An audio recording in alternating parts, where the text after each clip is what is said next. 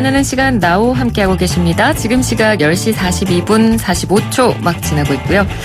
이번에는 국제뉴스 속에 등장하는 인물을 전격해보해보는 코너죠. 뉴스를 움직이는 인물 후 김민아 칼럼니스트와 함께합니다. 어서 오세요.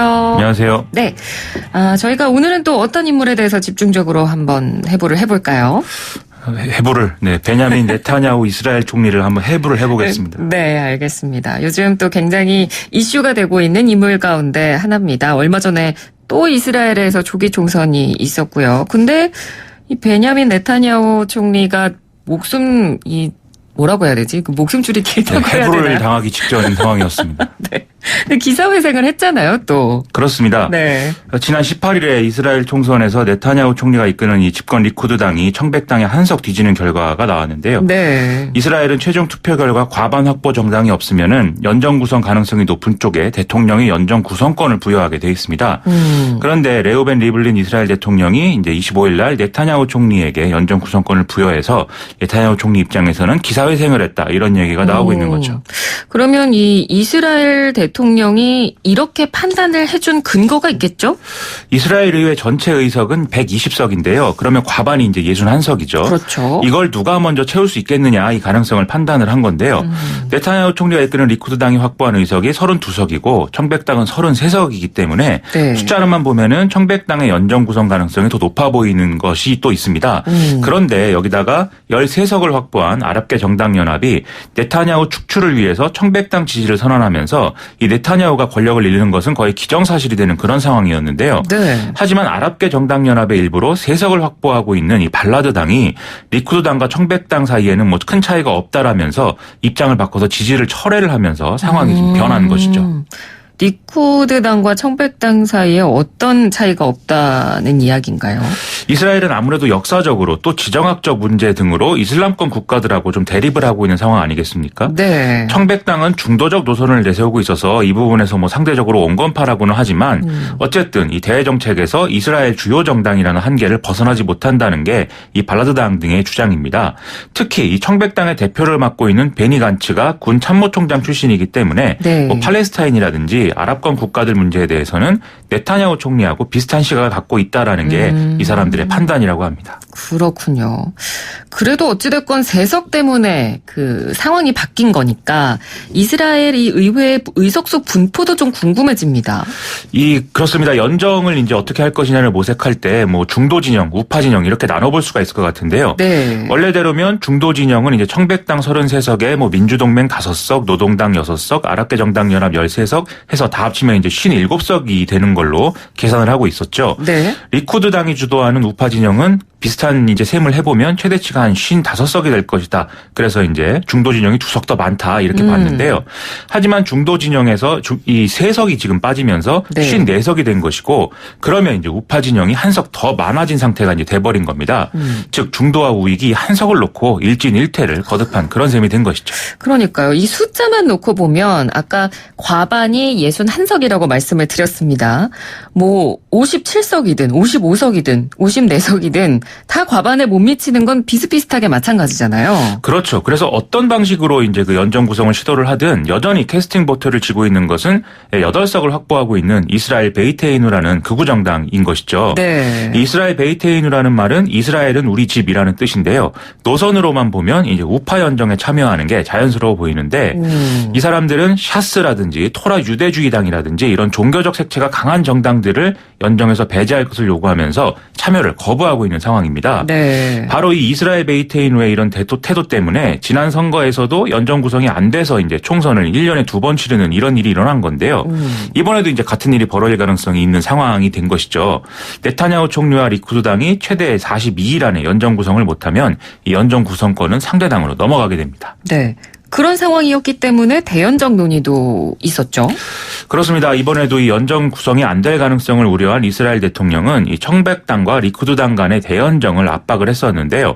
앞서 이스라엘 베이테이누 당도 대연정이 꾸려질 경우에는 연정 참여가 가능하다, 이런 입장을 피력해서 좀 거국 내각이라든지 이런 것들이 가능해 보이는 상황이었습니다. 네. 하지만 네타냐후 총리와 청백당을 이끄는 베니 간츠 전 육군 참모총장 사이에 총리를 2년씩 돌아가면서 맞는 방안에 대해서 합의가 안 돼서 이게 이제 이제 무위로 돌아간 상황인데요. 네네. 특히 네타냐후 총리는 부패 혐의로 기소를 앞두고 있는 상황이기 때문에 이 순서가 대단히 중요했습니다. 그렇죠. 청백당에서 먼저 총리를 하게 되면은 자기는 뭐 이 잡혀가서 그 다음에 총리를 못하는 상황이 될 수가 있지 않겠습니까? 그렇죠. 그래서 이 점에 대해서 청백당 측이 양보하지 않는 상황이 돼서 합의가 더 안 되는 그런 그림이었습니다. 네. 그래서 네타냐후 총리가 이 부패 혐의 때문에 검찰 기소를 앞둔 상황이었기 때문에 이번 일이 더 중요했던 거였는데, 자, 그러면 네타냐후 총리의 부패 혐의가 어떤 부분이었나요? 크게 세 가지로 볼 수가 있겠는데요. 네. 첫째는 지인이 주요 주주로 있는 이스라엘 통신사의 규제 완화 뭐 혜택 이런 것들을 주고 이 회사가 소유한 언론사에 자신과 그리고 가족들에 대한 호의적인 보도를 하도록 요구했다.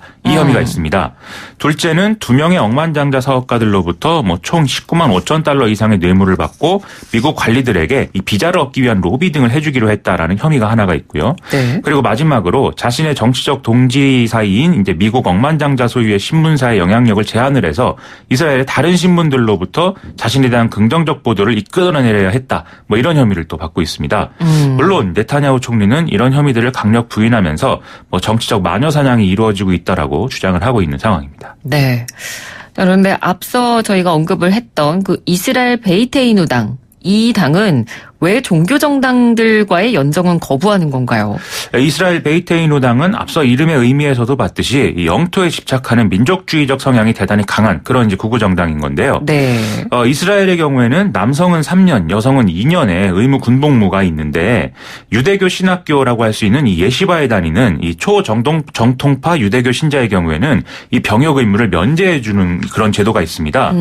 이스라엘 베이테이누당은 이 제도가 잘못됐다라고 하면서 초정통파 유대교 신자들도 똑같이 병역을 이행해야 한다 이렇게 주장을 하고 있는데 네. 네타냐후 총리는 지금 그렇게 보지 않고 있기 때문에 이 부분에서 이제 이견이 발생하고 있는 거죠. 근데 네타냐후 이 총리 본인도 굉장히 대단한 강경파로 알려져 있거든요. 그러면 이 인물이 과거에는 어떤 길을 걸어왔는지 이 부분도 좀 저희가 한번 알아볼까요? 네타냐후 총리는 1949년에 이스라엘에서 태어났는데 건국 이후에 자국에서 태어난 최초의 지도자다 해서 잘 알려져 있죠. 네. 이후에 대학 교수인 아버지를 따라서 미국으로 건너가서 MIT와 하버드 대학을 졸업을 했고요. 주미부대사, 주 유엔 대사 등을 역임한 후에 1988년에 국회의원으로 정계에 입문을 했습니다.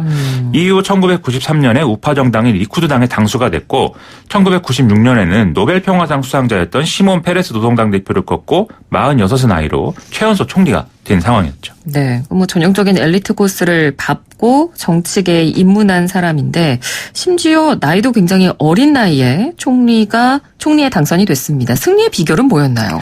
이때 이제 팔레스타인의 소행으로 추정되는 테러가 연이어 일어났는데 네. 이것을 이용해서 이 팔레스타인에 대한 초강경 정책을 주장한 게 이제 주요했다 이런 평가입니다. 하지만 또 총리직을 수행하면서는 미국과 요르단의 중재로 팔레스타인과 와이리버 협정을 맺어서 좀 영토 분쟁 종식의 계기를 마련하는 업적을 뭐 세우기도 했는데요. 네. 하지만 이 때문에 우파들의 지지를 상실하는 바람에 1999년 선거에서는 노동당에 또 정권을 내주게 됐습니다. 이후에 잠시 정계 은퇴를 했다가 아리엘 샤론 정권에서 강요로 참여하는 것을 계기로 다시 이제 정계 복귀를 했고요. 이후에는 초강경 우파 행보를 일관되게 이어가고 있는데요. 이 덕에 2009년에 다시 총리가 됐고 올해 이제 최장수 총리 기록을 경신하고 있는 이런 상황인 것이죠. 네.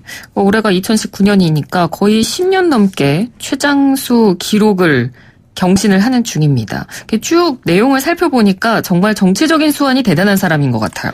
그렇죠. 앞서 봤듯 이스라엘 정치도 뭐 어디나 그렇듯이 대단히 복잡한데 기득권 입장에서는 그렇기 때문에 대외 변수를 통해서 좀 위기감을 조장하는 방식 이런 그렇죠. 것들을 고민하게 되거든요. 네네. 근데 네타냐후 총리는 이 분야의 고수다 이렇게 얘기를 할 수가 있겠습니다.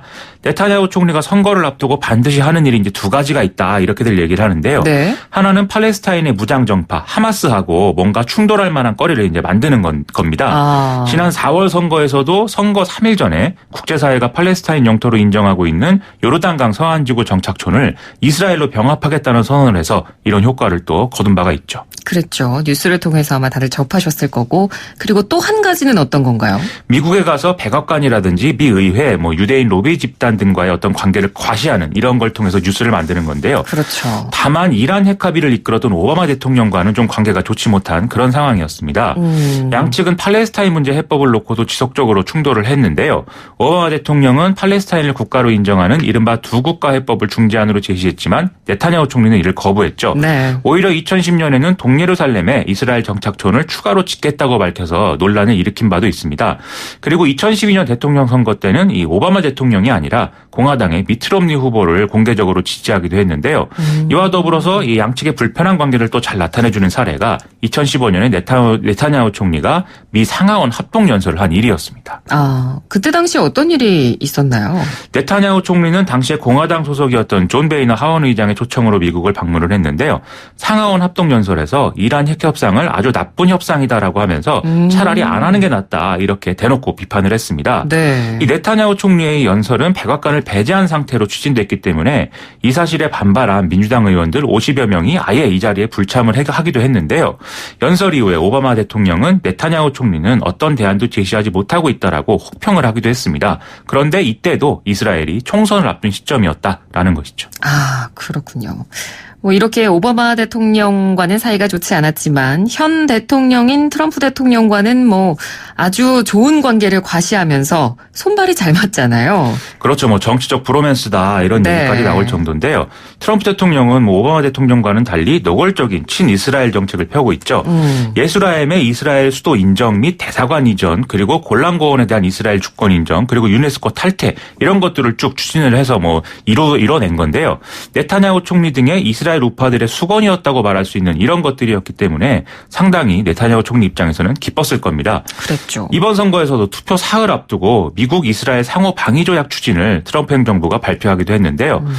이것은 이제 유대인 유권자들의 이 미국의 공화당 지지를 유도하기 위해서 또 트럼프 대통령도 나름의 이제 그 정치적 행위를 한 것으로 해석이 됩니다. 네. 즉 이 두 사람은 정치적 차원에서 이해관계를 또 같이 하고 있다라고 볼 수 있는 대목인 것인데요. 이 두 사람이 정치적으로 행복하면 행복할수록 뭐 중동 문제는 더 꼬이고 복잡해지고 있기 때문에 네. 그게 여러모로 걱정이 됩니다. 네. 그럼 두 사람이 손잡고 브로맨스를 과시할수록 주변국들의 관계는 더 악화되고 복잡해지는 것 같다. 네, 그 말에 저도 저쪽으로 공감을 하게 되는 것 같습니다. 자, 오늘은 네타냐후 이스라엘 총리에 대해서 한번 알아봤습니다. 말씀 잘 들었습니다. 고맙습니다. 고맙습니다. 네, 지금까지 김민아 칼럼니스트였습니다.